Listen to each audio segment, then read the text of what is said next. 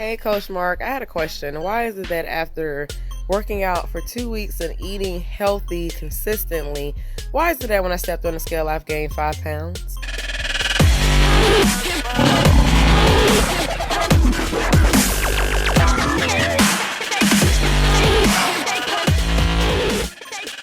Good, y'all. Mark Turnedup Fitness. That's one of my clients, Miss Candice Gibbs. And I love the question she asked today.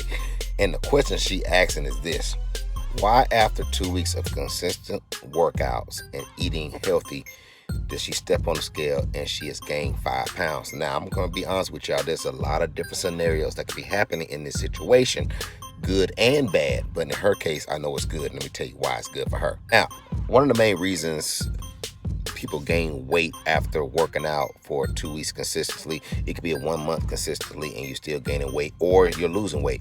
It can be both ways. But in her case, the reason why, and I talked to her about this before, but I know she has her concerns, and a lot of people may have the same concerns when it's come to working out or starting to work out, and you're starting to gain weight when you're looking to lose weight. Most time when you're starting a workout program and you're eating right, you just change your habits and you're trying to put in the most massive work you possibly can consistently, sometimes the body wants to hold on to water, and what we call this is water retention. Another thing is also she's building muscle. So if you pay attention, I'm going to cut away for a second and show you something. And if you pay attention, what's going on is most people don't understand the volume or the mass between fat and muscle. Now, if you pay attention to this particular picture, what happens is most people will start to gain muscle and they start to burn fat. So there's a what we call in my particular words, there is a trade-off when it comes to building muscle and losing fat, because fat has more, I guess it's more volume to fat than it is to muscle. So make sure you pay attention to this very carefully. Let me shut my mouth for 1 second. Now I want to make sure I add some more value to this, because in her case, now I would say that Miss Candice, I would have to give her a lot of credit. When she first started with me last year, she came in weighing almost 315 pounds. I think now she's down to about 250. Now, what's been happening is because she just got back on her regimen due to the COVID-19 situation, everything been going on, been chaotic. She's back on the workout program. And what's going on with her, and to answer her question, she's putting on muscle. She's gaining more muscle and she is losing fat. And that's a good thing. And like I said, the trade-off again is eventually she's going to hit that, what we call that plateau point, and she's going to start to see a change as she starts to increase and ramp up her workouts, and she has to keep adjusting her diet. And most people need to understand you have to adjust the way your food intake is when it comes to your activity levels. So I'm hoping that this answers your question without being too scientific about the way you ask the question and the way I'm answering the question. And for anybody that has other questions like this, make sure you pay attention to this last explanation. Use food as fuel.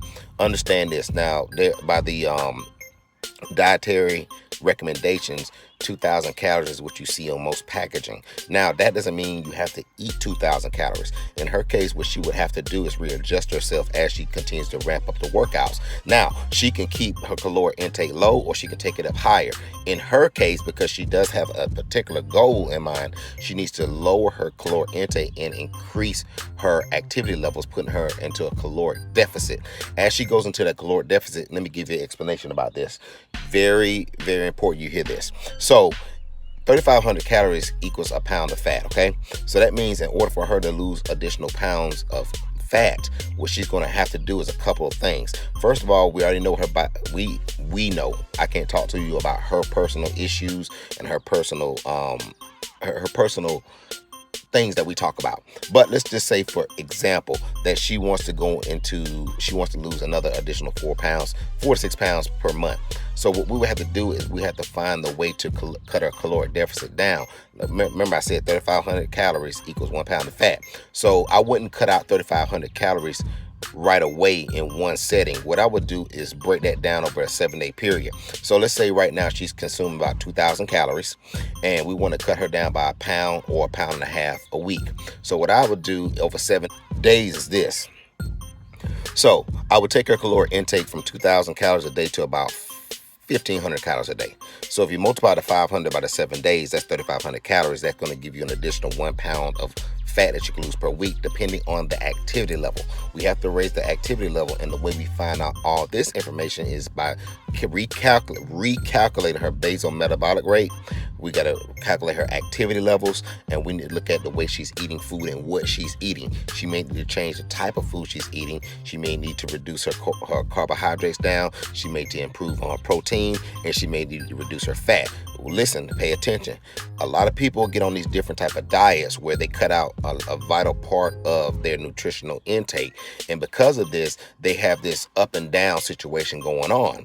Now, here's another way we can lose an additional half a pound to add to her weekly poundage loss of 1.5 pounds. Let's say we want to cut it down to 1.5 pounds. We want to get her to lose 1.5 pounds a week.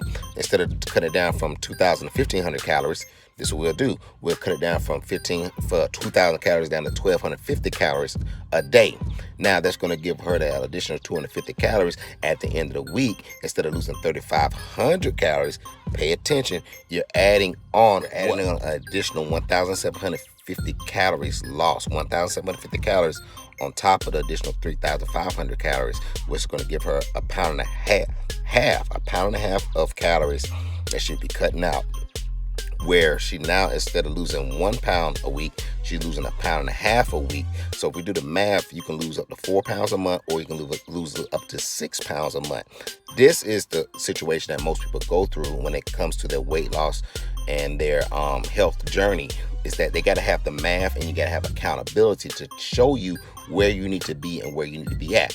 Now, another key factor is this. In order for her to lose this weight, she has to have a journal everything that you're doing, journal everything that you're eating. This is one of the things I offer with my online training, is that the people have to use certain devices and certain type of tools in order to keep them accountable to what they're eating. Now, my goal and my mission and my job as the coach is to make sure she stays on track. And the way I do this with the clients is I always ask them questions. I always stay in communication with them, via text, email, or through my app messaging. Whatever it is I have to do, that's what I do. And I also leave encouraging words and tips to help them get to that situation that they're going through. So in her case, she has really started to re-ramp up her workouts. She has been building muscle. I know this for a fact based off of the workouts that she's been doing, and I know she's going through. So remember, it's going to be water retention, it's going to be muscle gain trade off with fat, and it's also about the caloric intake, putting yourself in a caloric deficit.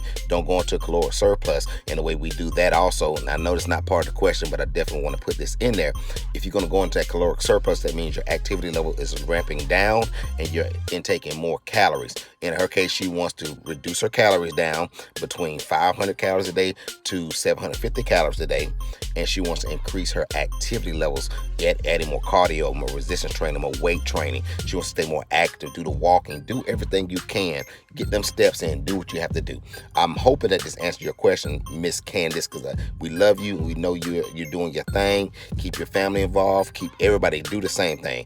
Get involved. Do your workouts. Don't get lazy during this situation, because if you get lazy, you're going to come out worse. That's what the answer is to that question today. Mark Turner, Turnedup Fitness, with the Q&A today. So I want y'all to stay blessed, stay motivated, stay turned up. Remember, stay turned up. Don't get lazy during the situation, because I'm telling you, you do not want to come out on the other end of this worse. Look, stay blessed. You know what it is, and we out.